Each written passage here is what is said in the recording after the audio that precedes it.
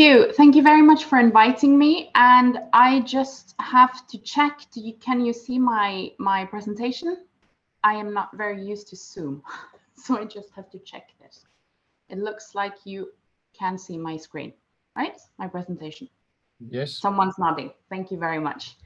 Yes, thank you for inviting me to talk a bit about Bergen. And I think it's quite interesting coming after the very interesting talk by Vanessa just recently, moving from Africa to the northern hemisphere, to the northern tip of Europe even. Welcome to Bergen. Just this little glance, I'm not, as people come from different places, Bergen is the second largest city of Norway. It is the regional capital of Western Norway, founded in 1070. We have a population of about 287,000 people divided into 8 districts. The main industry in the region is energy, maritime, tourism, and creative industries. Bergen is the largest harbor of Norway, and it's a major research and innovation hub. We have a lot of different research environments, amongst them on climate change. The Bjerknes Center is located in Bergen, for example. This picture is also from Bergen, from one of the mountains. Bergen is said to be a city between 7 mountains, and those mountains affect how we are affected by climate change. A very strong goal for Bergen is to develop the city into a livable and walkable city with access to nature for all inhabitants, and it is to be a fair city. This picture is not a computer-made illustration. This is from a part of downtown Bergen where a small beach has been made. You can see the mountain, in one of the 7 mountains in the background. And this idea of building an attractive, sustainable, and fair city is quite strong in Bergen. And as you can see here, probably, I have a background in research. I've done a lot of teaching also on how climate change affects cities and how cities work on dealing with climate change.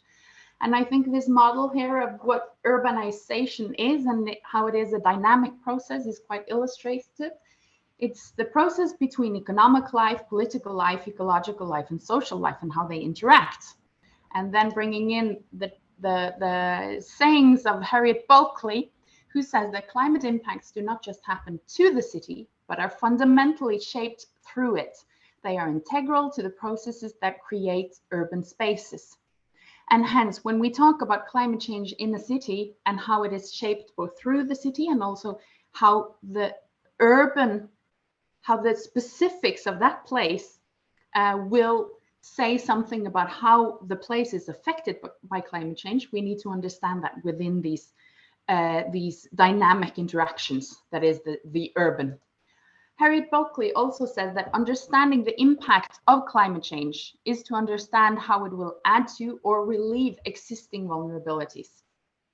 Meaning we need to find the existing vulnerabilities within these dynamics and then lay on top climate change. How will we be affected? In Bergen, for example, a lot of mountains, and one of the main physical developments when it comes to climate change in Bergen is that we will have a lot more rain. We are already the wettest city in Europe. We have 250 days of rain a year, and we will have an increase of approximately 30% in this century, meaning that we need to handle a lot of rain. We already handle a lot of rain, a lot of water, but we will have to handle more, meaning landslides, mudslides, sea level rises, and other kinds of floodings. And this understanding of climate change as something that affects and is affected by the city, shaped by the city, was quite strong when we were developing a new climate strategy for Bergen, a new climate and energy action plan for the city. It was passed in January this year after a long series, a lot of work. And in this slide, we have managed to squeeze the entire plan into one slide. It is a plan of 87 pages, something like that. We say that the main goal for 2030 is for Bergen to be a low emission society. For 2050 to be a 1.5 degree society, meaning a society in line with the Paris Agreement, hence including indirect emissions. This is a city in Norway, in the northern part of Europe. We have quite a large indirect emissions, that is emissions happening elsewhere caused by our consumption.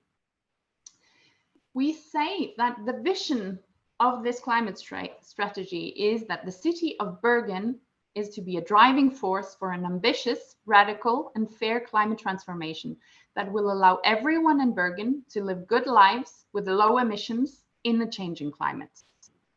We have 4 main strategies, or you could call it goals. The first is to cut direct emissions. The second is to create a circular economy.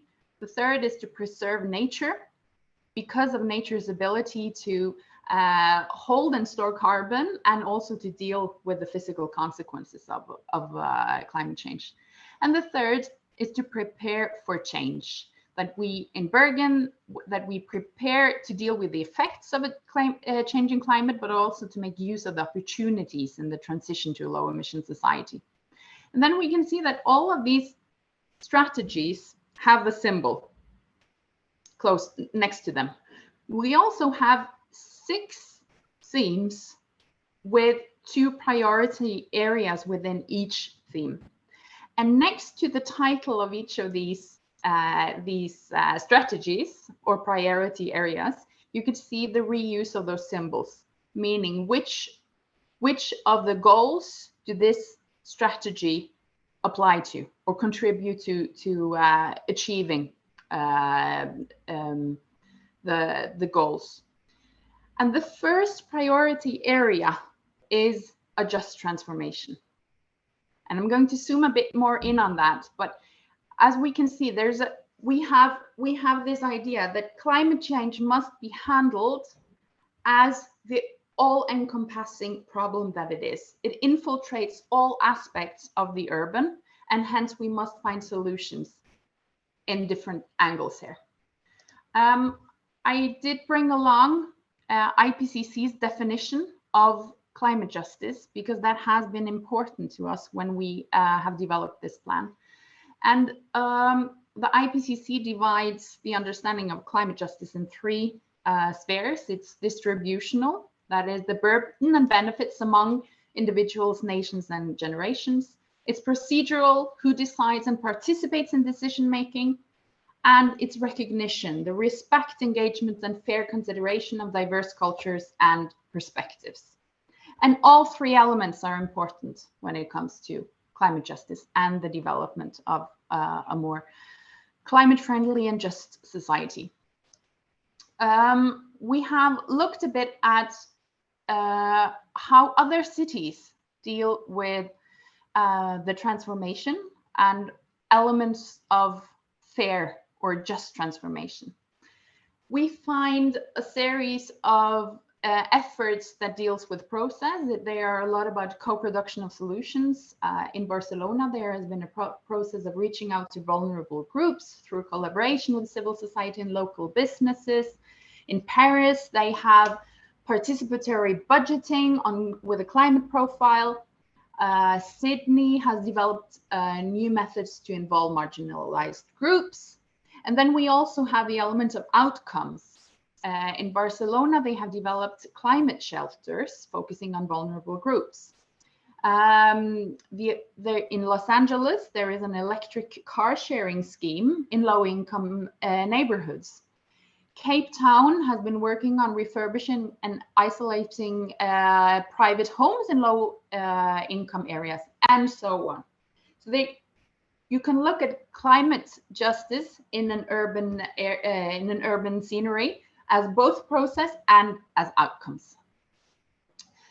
In our plan, as I said, we have 12 strategies or prioritized areas, and the first one is of just transformation. And we further develop this in the plan, of course, and we say that for this strategy, we will transform Bergen into a fair, low-emission society. Implemented climate measures should improve public health and not increase social and economic inequalities. And we define certain elements that are particularly important to develop, especially within the first phase of implementing the strategy, to actually move forward. So this is one of the attempts to further operationalize what does just transformation mean in an urban context. And we see that there is a need for knowledge about the connection between climate change and physical and psychological health. There is a need for preventive measures to reduce public health risks. There is a need to design climate measures so that they do not increase social and economic inequalities. And it is particularly important to involve children and youth in the climate transformation, the generational aspect of climate justice. And how have we done this? How far have we gotten along? There a lot of cities, a lot of places, a lot of national authorities as well talk about climate justice and talk about a transformation that needs to be fair and just. Our goal in Bergen is to operationalize it so that it actually becomes more than words. And we are working on it both along the lines of process and of outcomes. When it comes to process, we did a lot of work to have a broad participation in the process of making the new climate strategy. We invited a broad set of actors to the reference group. We had participation processes directed towards youth. We had a collaboration with a human rights center in Bergen on the involvement of youths.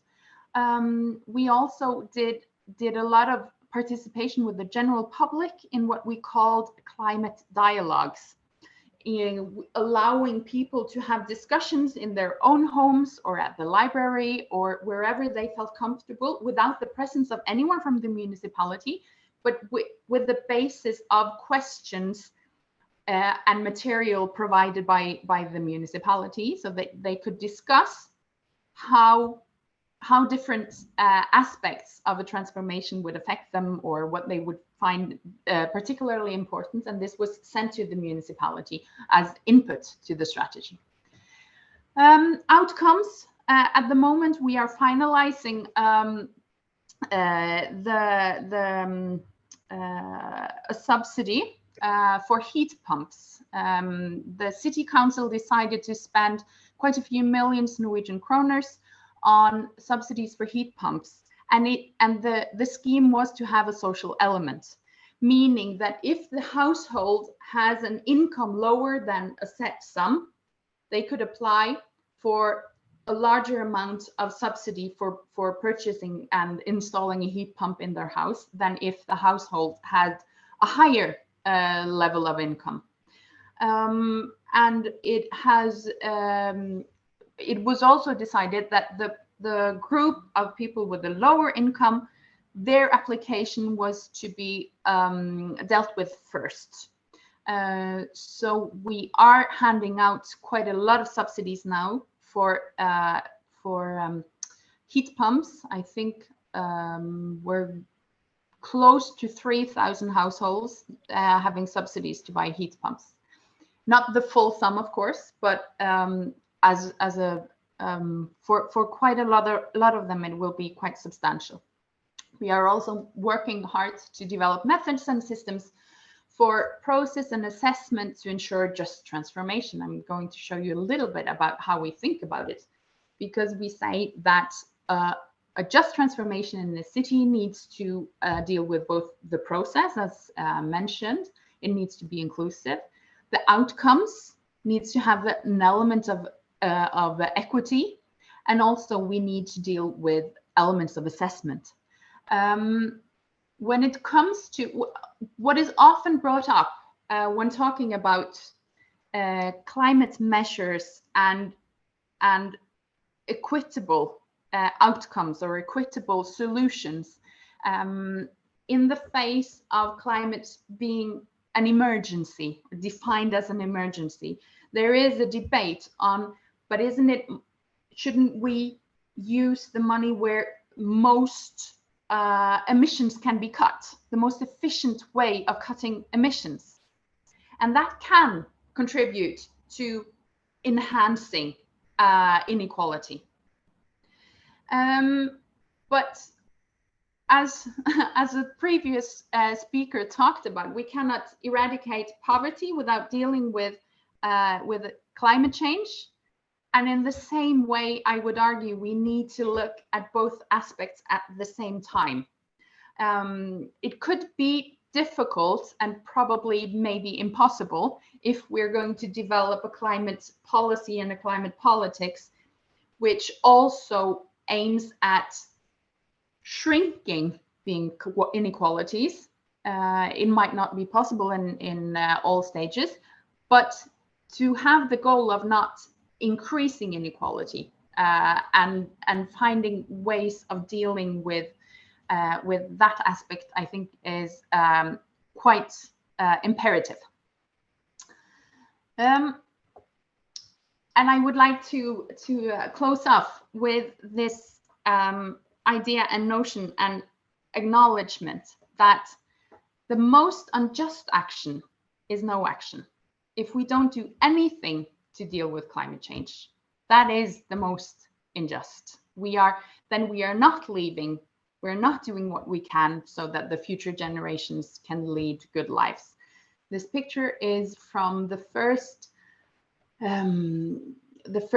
truly big landslide in Bergen in New York Times in 2005. There were actually deaths caused by it, and it woke up the Bergen society to the importance of adaptation. And with that, thank you very much. Thank you for your attention and for inviting me.